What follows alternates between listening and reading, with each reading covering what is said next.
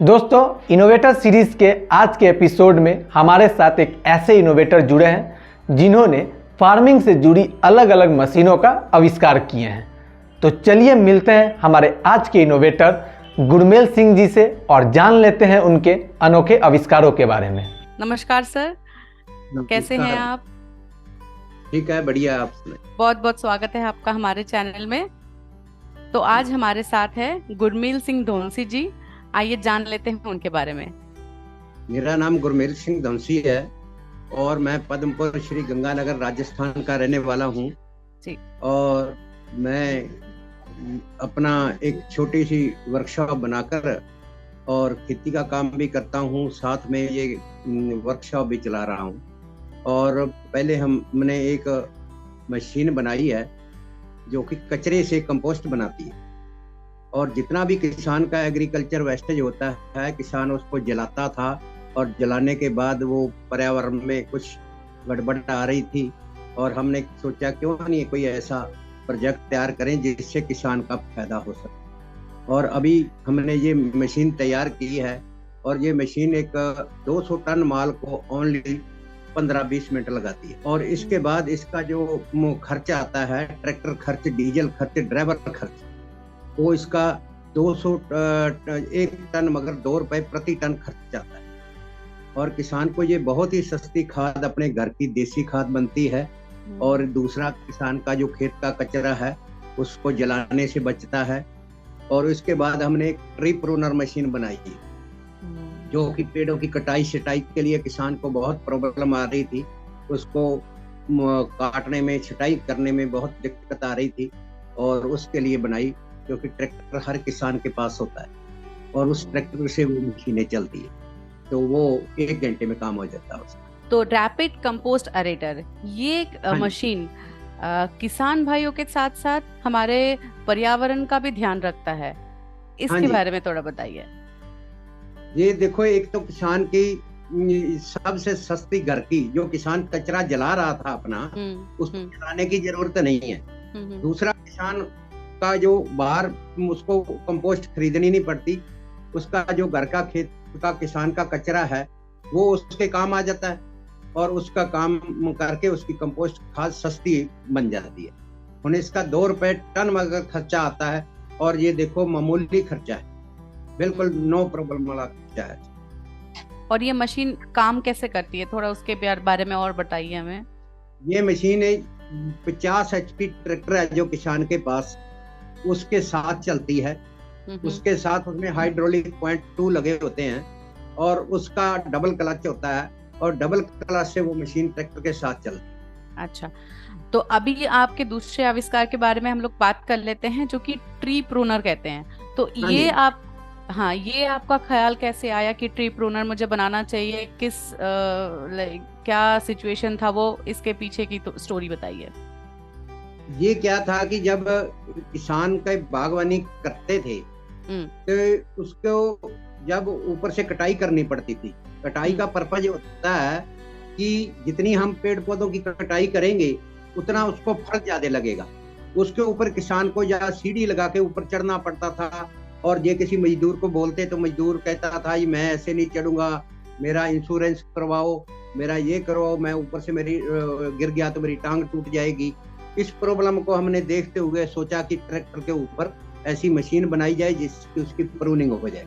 और दूसरा, हमारे ये इफ्को के जो चेयरमैन थे पहले, वो सुरेंद्र कुमार जी जाखड़, अभी वो इस दुनिया में नहीं रहे हैं, उन्होंने हमारे को बहुत सहयोग दिया, और इसके बारे में डिस्कस चलती रही, और उनके बाग में जाकर हमारे को ट्रायल का देने का मौका मिला। इस करके हम सक्सेसफुल हो गए। और दूसरा, हमारे को NIF ने सहयोग दिया, और NIF के सहयोग से हम राष्ट्रपति भवन में गए, 20 दिन राष्ट्रपति जी के मेहमान बनकर रहे, और 2012 में हमारे को राष्ट्रपति प्रीतमा पाटिल जी से हमारे को अवार्ड दिलाया गया, और 2016 में जो हमारी मशीनें थी उनका जो मॉडल था वो राष्ट्रपति भवन में रखा गया, और इतना सम्मान हमारे को ये राष्ट्रपति भवन से। ओके, बहुत अच्छा लग रहा है सर सुन के तो सर आपके इनोवेशंस के बारे में तो हम बात करेंगे ही, लेकिन उससे पहले आप एक बात बताइए। जैसे हम लोगों ने सुना है और मैंने थोड़ा सा पढ़ा भी है कि आपके पिताजी चाहते थे हमेशा से ही आप थोड़ा हायर स्टडीज पे जाए, लेकिन आप शुरू से ही थोड़ा मशीन के साथ लगाओ, और आपने खुद भी कहा अभी कि आपने ज्यादा स्टडीज नहीं किया है। तो ये आप बताइए, ये स्टोरी कुछ शेयर कीजिए हमारे साथ। ये बात क्या कि अभी तो टीवी है, मोबाइल है, बहुत कुछ चल रहे हैं। पहले हमारा परिवार इकट्ठा था, जब कोई मेहमान आ जाता था तो हम सारे इकट्ठे बैठते थे एक जगह, और एक जगह इकट्ठे बैठते थे और माता पिता के आगे कभी बोलते नहीं होते और चुप करके सुनते रहते थे। एक हमारी रिश्तेदारी में कोई रिश्तेदार आया, हमारा अंकल लगता था, तो वो कहने लगा कि मैं वर्कशॉप में काम कर रहा हूँ।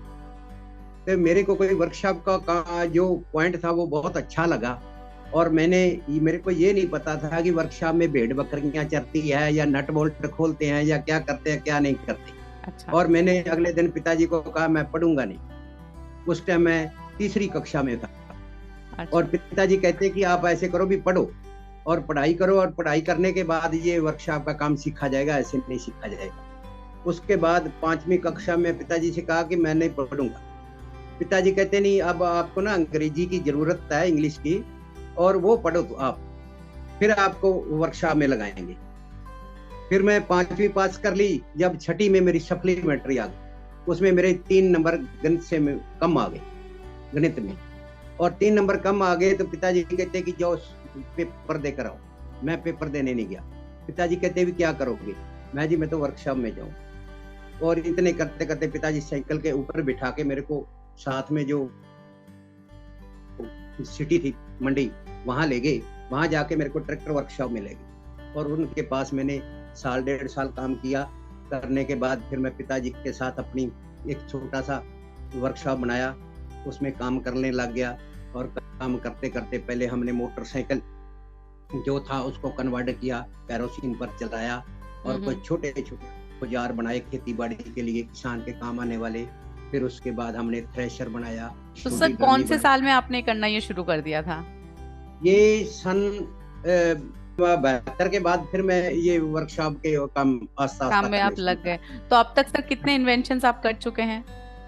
इसमें काफी कर चुका हूँ जी, मेरे को याद ही नहीं है अभी कितने कर चुका हूँ। मैंने कोई किसी चीज का प्रॉफिट नहीं कमाया, किसी का कोई सेल नहीं किया, और अच्छा। भगवान की कृपा से जितना भी इनोवेशन किए वो सभी सक्सेसफुल होते रहे। चाहे जितनी भी कंपनियां थी, उन कंपनियों से भी अलग था। उन जैसे बड़ी बड़ी कंपनियों ने ये हार्वेस्टर मशीन बनाई है, जैसे कंबाइन, और उन कंबाइनों का मतलब सिर्फ काम था गेहूं निकालना और धान निकालना, और उसी कंबाइन से मैंने उसको थोड़ा सा कन्वर्ट किया, कन्वर्ट करके उसको मस्टर्ड निकालने का काम शुरू किया, जो आज सारा हिंदुस्तान उसके ऊपर काम कर रहा है। उसमें लेबर कम लगती थी, और किसान का जो हाथ कटता था, बार बार बीच में आ जाता था थ्रेशर के अंदर, वो नहीं कटता। उसके अंदर हमने एक ऐसी प्लेट लगा दी कि आदमी हाथ भी अंदर डाले तो भी अंदर नहीं जाता। उसमें इनमें से थोड़ा एडवांस कह लीजिए, या थोड़ा सा जो हमें ज्यादा लगता है कि फेमस हुआ है आपका, ये रैपिड कंपोस्ट एरेटर हुआ है मशीन। हाँ जी, हाँ जी। फेमस, इसके बारे में आप बताइए, ये कैसे आपके दिमाग में आया और आपने क्या सोच के ये बनाया? ये बनाया कि जब पहले हमारे किसान को प्रॉब्लम आ गई कि जो रशिया से हमारे इंडिया में केंचुए लाए गए, जीवाणु। ओके। जीवाणु लाए गए, उस जीवाणु से किसान कंपोस्ट बनाता था अपने घर की। ओके। जब बनाता था उसके ऊपर लेबर ज्यादा लगती थी और उसको प्रॉब्लम ज्यादा होगी, इसलिए वो किसान उसको बनाना छोड़ गया था। फिर हमारे में बैठे बैठे मेरे दिमाग आई कि हम ऐसा कोई प्रोजेक्ट तैयार करें जिसमें हम डेली का कोई टन, 1.5 टन, 2 टन कंपोस्ट बना लें। फिर हमने जब ये सोचा तो फिर हमने वो केंचुआ पकड़ कर लाए कि केंचुआ क्या कर रहा है। अगर देखा तो केंचुआ क्या करता था कि या तो मिट्टी को खाता था या गोबर को खाता था अकेले को, और वो खा के पाचन क्रिया करता था, फिर उसके बाद पैखाने रास्ते निकालता था, वो डिकम्पोस्ट हो जाता था। हमने उसी बेस पे ये मशीन बनाई। बनाने के बाद इसका ढांचा तैयार किया, वही सिस्टम किया। उसी प्रकार हमारी मशीन उसको मटेरियल को इकट्ठा करती है, उसकी कटिंग करती है, कटिंग करने के बाद उसके अंदर दाने दाने में पानी मिक्स करती है। ऐसा करने से, और उसको हवा लगवाती है, ऐसा करने से डिकम्पोस्ट जल्दी हो जाता है। वो ऐसा करके फिर जब वो मशीन सक्सेसफुल हो गई हमारी, तो फिर हमने ये आगे बढ़ते रहे। हमने 2006 में यह मशीन बनाई थी, और 2006 से लेकर 2010 तक हम इसका जो भी सिस्टम है, कभी कम कभी ज्यादा कभी कुछ, वो इसकी ट्रायल वगैरह करते रहे और 2010 में हमारी मशीन सक्सेसफुल हुई। तो सर, जैसे आपने ये आविष्कार की, हम लोग देखते हैं कोई भी चीज नया आविष्कार करने के लिए कई सारे समस्याओं का सामना करना पड़ता है। तो आपको कौन कौन से समस्याओं को सामना करना पड़ा था और आपने उनको ओवरकम कैसे किया? देखो कि इसमें एक समस्या तो बहुत आती है। जब हम काम करते थे तो कई लोग आते थे, ये क्या बन रहा है, ये क्यों बन रहा है, और हमारे से लोग पहले सवाल करते थे, आप इसके ऊपर इतना मटेरियल लगा रहे हो, इतनी महंगी मशीन बनेगी, इसको कौन खरीदेगा, और इतना पैसा कहाँ से आएगा किसान के पास, और इतना आप कचरा कहाँ से लाओगे। जब ये बातें उस टाइम आती थी। अब जब हमारी मशीन सक्सेसफुल होगी, तैयार होगी, कंप्लीट होगी, 2010 में हमने मशीनें चलाई और हमारे को कचरे को पता चला कि किसान इसको जला रहा है, तो वो किसान का सारा कचरा हमारे वो कंपोस्ट खाद बनाने में काम आने लगा। अभी वही किसान कहते हैं कि बहुत अच्छा हुआ, बहुत बढ़िया हुआ। 3 बातों का हमारे को सामना करना पड़ा और कई बार प्रॉब्लम भी आती थी इधर उधर से, और पैसे की प्रॉब्लम भी आती थी। हमने किसी चीज को नहीं देखा और देखते देखते आस्ते आस्ते भगवान की कृपा से ये काम होता चला गया और अपने आप सक्सेसफुल होता रहा, और उसके बाद आज हम पूरे जीरो से हीरो बन गए। जी बिल्कुल, अपने आप पे भरोसा बहुत महत्वपूर्ण होता है इन सब मामलों में। हाँ जी जी जी। तो सर, आप मुझे ये बताएं कि अब तक आपने कितने मशीन आप सेल कर चुके हैं? जी कम से कम भी मैं मशीनें, दोनों मशीनें मिला के कम से कम भी 130-135 मशीन बना। अच्छा। और सबसे अच्छा फीडबैक जो कोई आपके साथ शेयर किया हो, वो आप हमारे साथ शेयर करें। सबसे फीडबैक तो एक तो हमारे को जब स्टार्टिंग में हमने मशीन बनाने में कहे अगर तो हेल्प की हमारे ने सुरेंद्र कुमार जाखड़ जी ने। अगर सुरेंद्र कुमार जाखड़ जी हमारे को हेल्प ना करते तो शायद हम यहाँ तक नहीं पहुँच पाते थे। दूसरी हेल्प हमारे को की कि जो NIA ने, नेशनल इनोवेशन फाउंडेशन, ये इंडिया का है, उन्होंने हमारे को बहुत हेल्प की, हमारे को सहयोग भी दिया और हमारे को हर पल में वो बात पूछते रहते हैं और बताते रहते हैं। कोई भी प्रॉब्लम आती है उसमें वो सहयोग करते हैं। और दूसरा सहयोग मेरा उनका रहा। तीसरा सहयोग मेरा मेरे बच्चों का, मेरी वाइफ का, वो मेरे को रहा, जिससे मैं कि ये आगे बढ़ पाया। उन्होंने कभी नहीं सोचा कि अपने पास पैसा नहीं है, कभी उन्होंने ये नहीं कहा कि ये इतना पैसा क्यों खराब कर रहे हो, उन्होंने कभी ये नहीं कहा कि अपन खाएंगे क्या, पर नहीं, फिर भी उन्होंने हलाशेरी देते रहे और हम आगे बढ़ते। जी जी जी, बहुत अच्छा लगा सुन के आपकी ये कहानी सर, और हम आशा करेंगे आगे भी आप ऐसे ही इनोवेशंस बनाते रहे और हमारे किसान भाइयों को और पर्यावरण का भी ख्याल रखते रहें। और टूल्स विला टीम की तरफ से बहुत बहुत शुभकामनाएं आपको। बहुत बहुत धन्यवाद जी।